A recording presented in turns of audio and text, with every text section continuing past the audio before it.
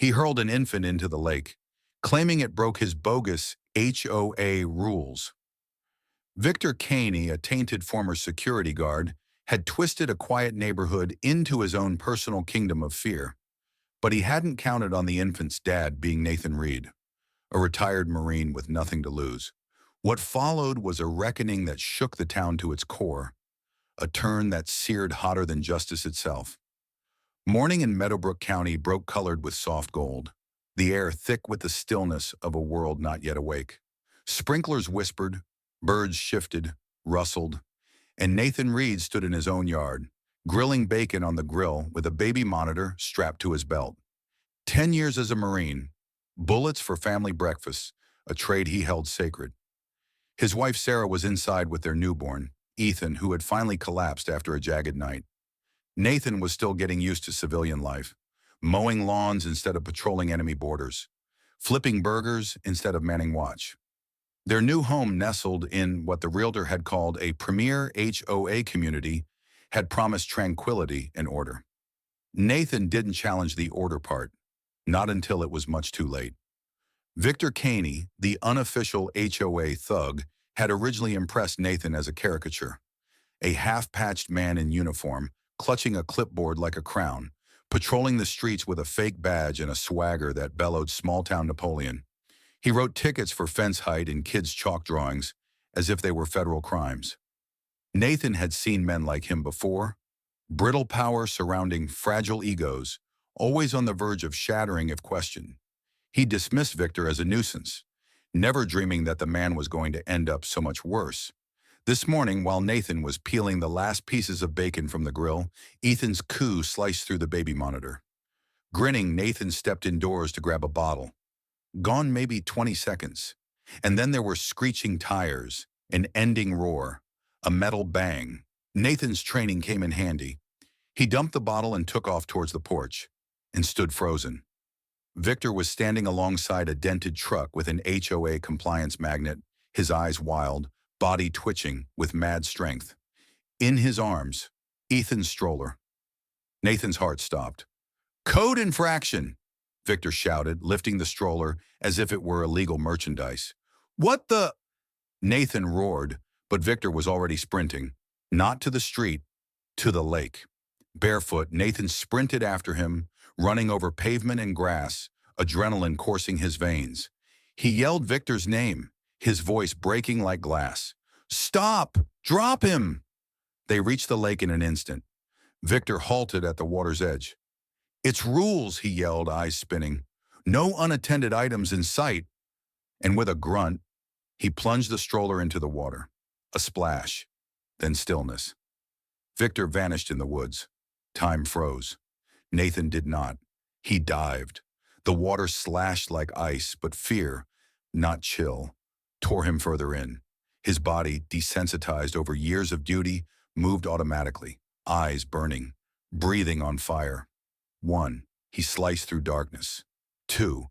The light above winked out. 3. A gleam. Metal. 4. He snatched up the stroller, but stuck. 5. He steeled himself, heaved hard. 6. It torn loose. 7. He exploded into the surface, tightly embracing Ethan. He broke the surface with a gasp. But Ethan wasn't speaking. Nathan stumbled to the shore, down on the grass. Nothing. Then, a cough, a gasp, a scream. Ethan was alive. Nathan dropped to his knees, bundled the baby up in his shirt, and held him close. The ensuing sobs, the most lovely sound he'd ever heard. He didn't cry, didn't say a word. He just watched Ethan breathe. But something within him changed. A cold, comfortable focus.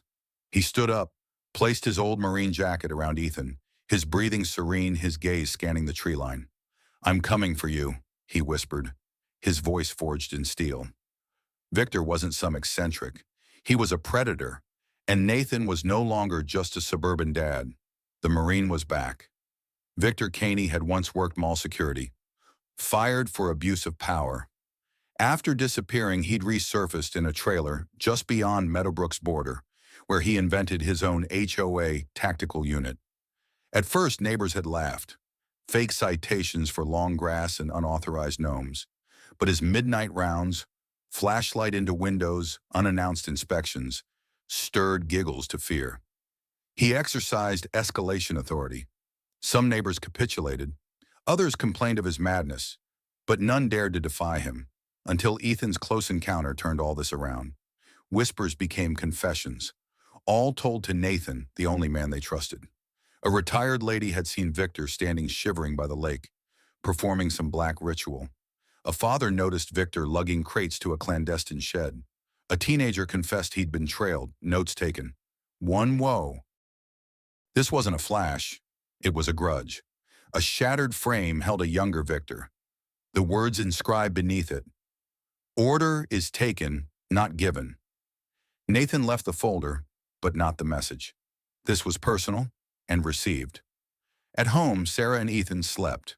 Nathan moved like a ghost. He entered his study, pressed a hidden panel. The lockbox swung open. His Glock 19, worn but loyal. He tested the mag. Each round, a promise. From the closet, jacket, cap, boots. The mirror showed a Marine, not a father. Calm, controlled, ready. Victor wouldn't run. He'd go back to the lake, his stage. Nathan disappeared into the night. The streets slept. Fog hugged the ground. The lake waited. Nathan emerged from the woods, eyes fixed. Victor stood by the lake, shotgun in hand. He turned, slow. "Knew you'd come," he rasped. "Took you long enough." Nathan remained silent, stopped 30 feet away. Victor sneered. "You think you're the hero? I enforced order.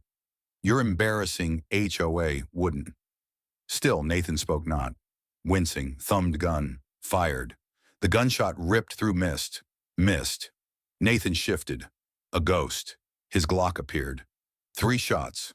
Shoulder, thigh, knee. Victor crashed to ground. Nathan went, pulled him to the edge. Precisely the spot Ethan almost died. "Please," Victor pleaded. Nathan leaned toward him, words soft. "You threw my son into this lake, called it rules, saw an infant and chose target." He did not push him, only left him to realize the fear. Justice wasn't drowning, it was realization. Nathan stood, mist surrounding him, Glock warm, Victor shuddering. Nathan made report. Armed suspect down, injured, alive. Lakeshore Trail, send EMS, sirens wailed. "Hands up," a deputy shouted. Nathan complied. Put the gun down, hands raised.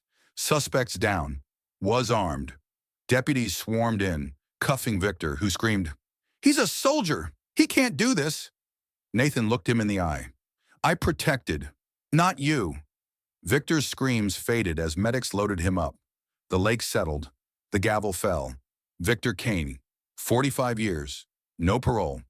The courtroom held its breath. Meadowbrook breathed again after a decade of terror. Attempted murder, kidnapping, impersonation, harassment, surveillance. The charges stacked high.